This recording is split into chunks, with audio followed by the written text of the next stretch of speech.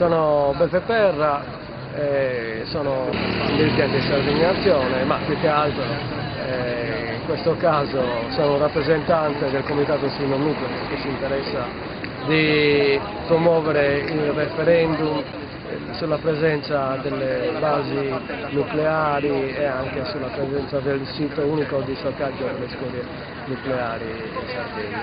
Noi siamo fermamente convinti che non serve la base e non siamo interessati ad ospitare alcun deposito di scorie. Noi vogliamo uno sviluppo di tipo diverso, non legato a questa forma di produzione di energia. Abbiamo la possibilità di produrre tanti tipi di energie alternative, abbiamo poi anche la possibilità di scegliere. Dunque la nostra è, tra le altre cose, anche una lotta di sovranità.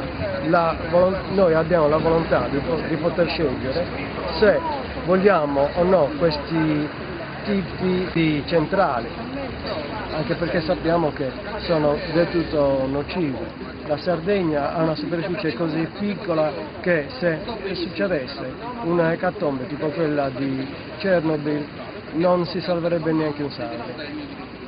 Allora, nel senso che non potremmo evacuare così velocemente come almeno è stato possibile là a Chernobyl. Non ci interessa assolutamente la presenza di centrali di tipo nucleare e assolutamente non permetteremo che venga stipata in Sardegna alcuna scoria nucleare proveniente da altre zone.